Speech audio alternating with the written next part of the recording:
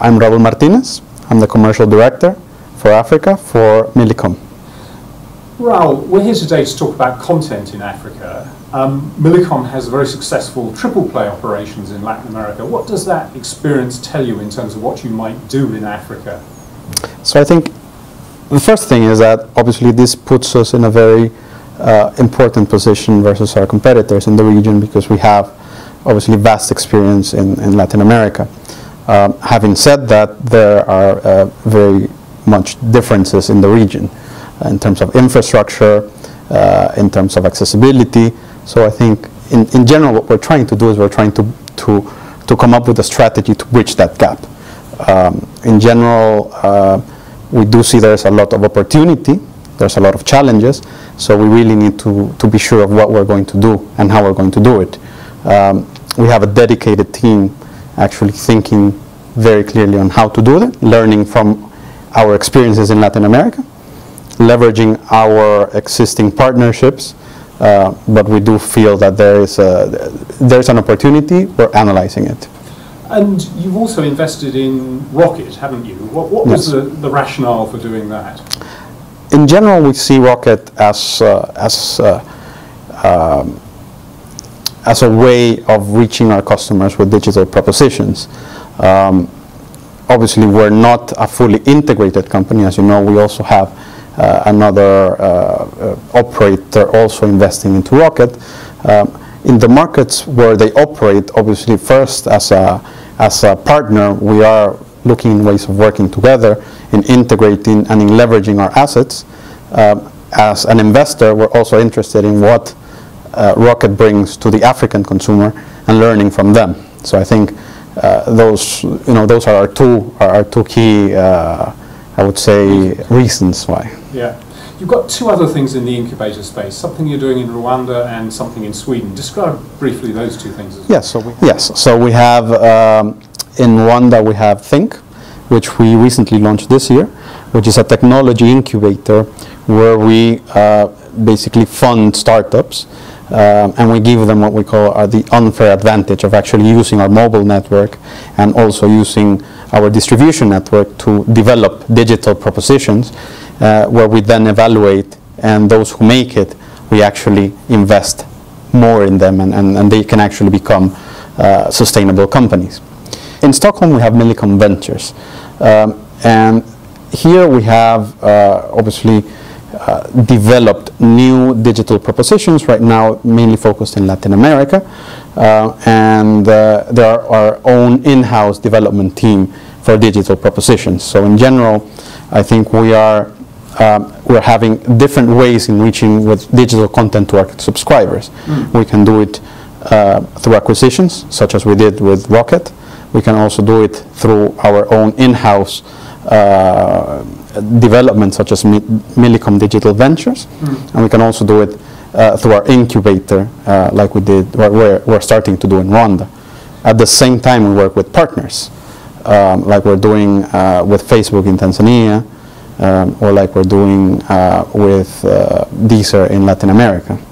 And describe the relationship. The music platform you're using in Latin America is a white label version of Deezer. Just describe how successful that's been in Latin America. So obviously my counterparts from Latin America will give you a better view of that, but what I know from our conversations is that for Deezer it's one of their most successful implementations. In Colombia, actually, my knowledge is that we have surpassed as being the #1 distributor of music in the country, even higher than iTunes or traditional record labels. And how does the relationship with Facebook in Tanzania work? So we have a very open relationship. I think first of all, it is a partnership where we first said we were going to grow the subscriber base. I think both of our targets are aligned in the sense that they want to get more users in their internet.org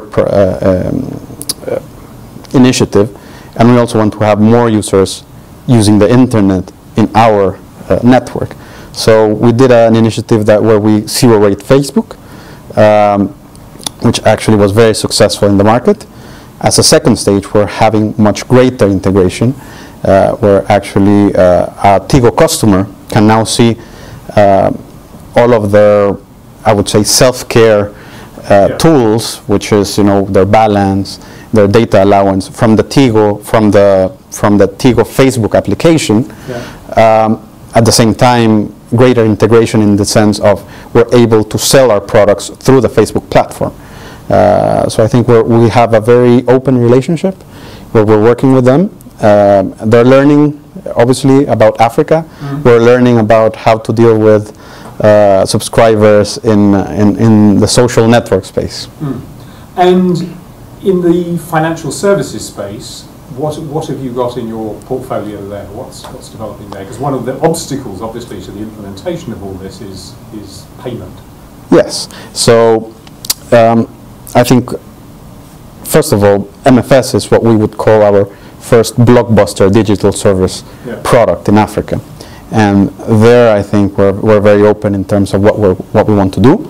Currently, we have a portfolio of different products and services that we offer in our markets, being the most traditional, obviously, cash in, cash out, peer-to-peer transfers, which is called Tigo Cash or Tigo Pesa in our markets.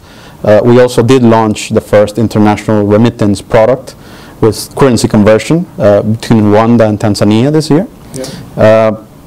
And we are also doing the first innovation in this space by also giving back the interest earned in the trust fund from our customers in Tanzania that we actually launched today.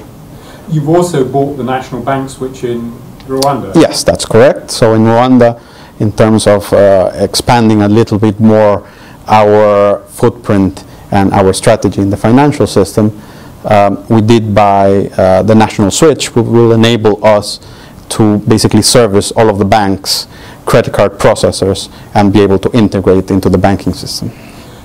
All of this, you have a tagline, which is the digital lifestyle, and it's obviously a work in progress. You've done probably more than other companies, but you were saying earlier it all depends on the focus on the current business. So describe the relationship between this business that might be and the existing business. Yes, so basically my key role is basically looking after the core business, and as I told you, we really need to put that foundations, and the key issue that we have, or the key obstacle that we have in Africa to bring in digital services is connectivity.